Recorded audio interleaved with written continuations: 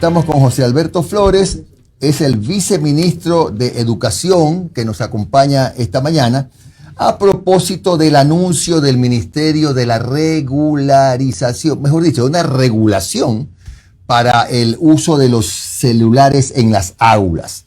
¿Me escucha bien, viceministro? Muy buenos días, Jimmy. Te escucho Gracias. Perfectamente. Bien. A ver, ya está informado, de alguna manera brevemente explicado, que hay necesidad de regular el uso de celulares en escuelas y colegios. Nos gustaría saber cuáles son esas limitaciones, quiénes sí pueden usar celular, quiénes no pueden y, por supuesto, las razones que los llevaron en el ministerio a tomar esta decisión. Con mucho gusto, Jimmy. Muy buenos días a todas las personas también que siguen este prestigioso medio de comunicación. A través de los medios de comunicación llegamos nosotros a las familias, a los docentes, a los directivos y sobre todo a los estudiantes. Y efectivamente, Jimmy, para el régimen lectivo Costa Galápagos, que estamos próximos ya a iniciar el 5 de mayo, estaremos ya iniciando las clases. Se estará ya implementando una regulación con el objetivo de mejorar los aprendizajes que se desarrollan en las instituciones educativas.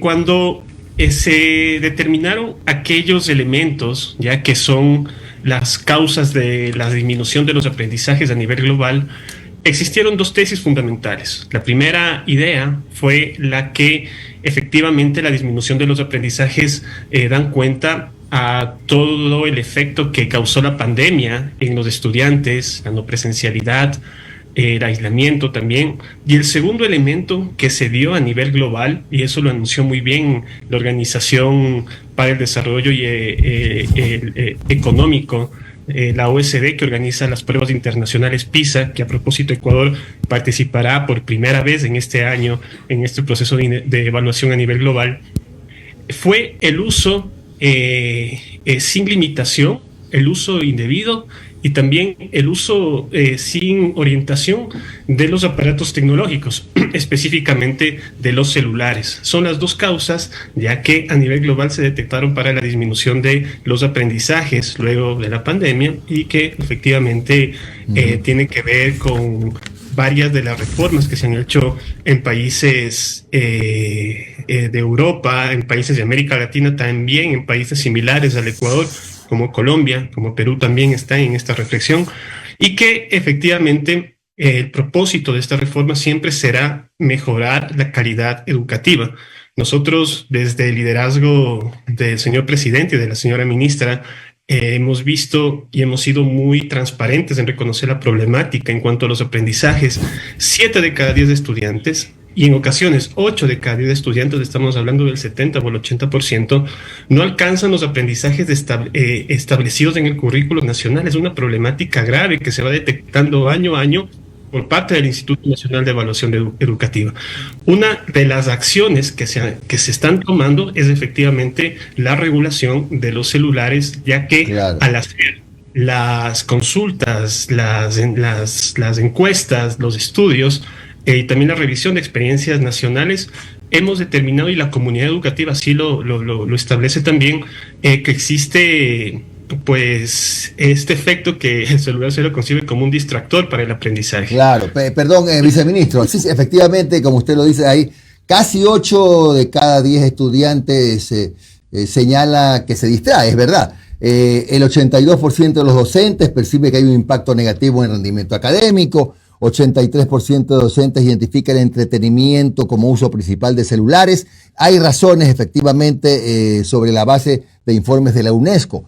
No obstante, quisiera insistirle en la pregunta puntual. ¿Quiénes sí pueden usar el celular y quiénes no van a poder usarlo? ¿O qué horarios? Porque seguramente hay alguna diferencia, alguna restricción de tal hora a tal hora, qué sé yo. ¿Cómo se va a manejar esto?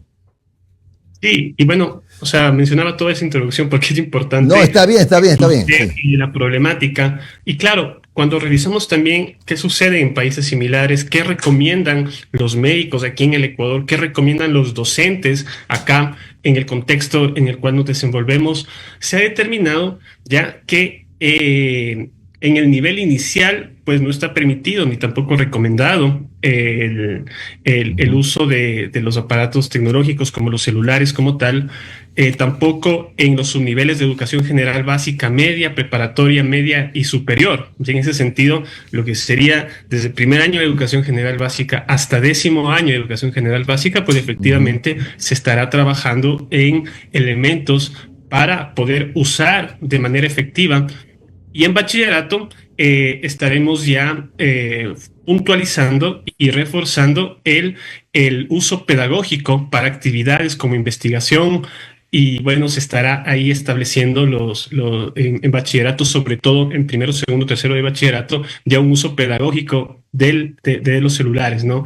Esto también nos ayuda como a determinar y dar algunas puntualizaciones, ¿no? Por ninguna manera en bachillerato los celulares serán parte de la lista de útiles, ¿no? Sino la familia, la corresponsabilidad de la familia para dotar a un estudiante de un aparato tecnológico como es el celular o aparatos similares, seguirá siendo de esta unidad social, ¿no? Como es la familia. Claro. Pero de instituciones educativas se estará trabajando sobre todo en potenciar, de acuerdo también a lo que las familias hayan dotado a los estudiantes, para que se pueda dar este uso más de corte pedagógico, ¿no? En función del aprendizaje. Ya, viceministro, en todo caso, esto significa que por ejemplo, de primero a 10º, me decía usted, ¿no? No pueden llevar celular a las clases.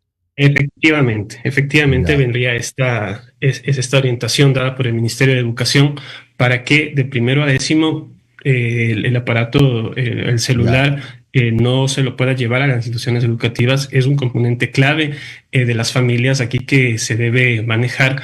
Y claro, viene acá en las encuestas han salido pues efectivamente muchos elementos claves, ¿no? Porque también hay que, desde los más pequeños hasta los más grandes, se tiene que informar de los riesgos también y bueno, de las potencialidades y las bondades que tiene el uso de los celulares y de la tecnología como tal, ¿no? Si algo tenemos muy claro es que la tecnología llegó al ámbito educativo y llegó para quedarse.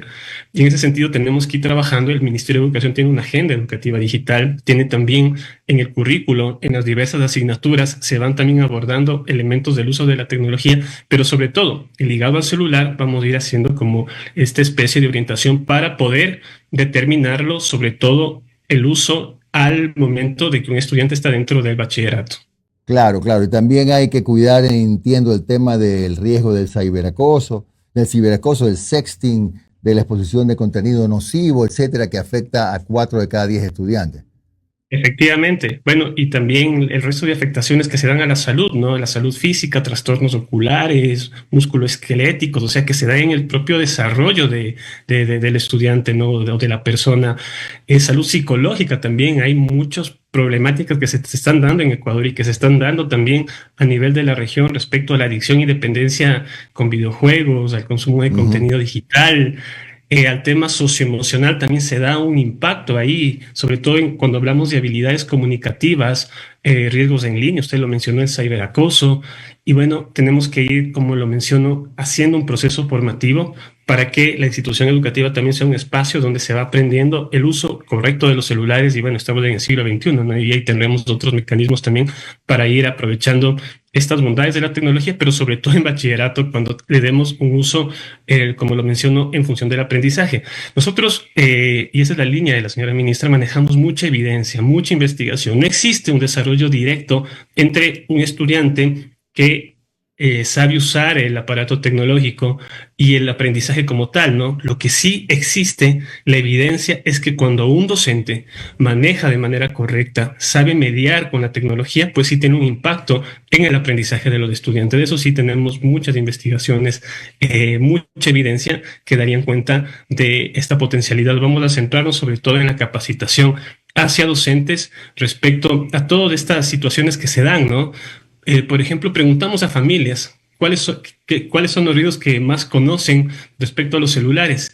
Y claro, la suplantación de identidad, por ejemplo, es uno de los elementos que más conocen la familia, pero el ciberacoso, el ciberbullying y otros elementos derivados del uso de los celulares no los conocen. Por lo tanto, también tenemos que hacer un trabajo con las familias, sobre todo en el programa que tenemos, por ejemplo, en el Ministerio de Educación, el Educando en Familia, de irlo potenciando para que se pueda tener mayores elementos a nivel de familia respecto a otras problemáticas como el acoso sexual que se da por parte de adultos hacia menores de edad.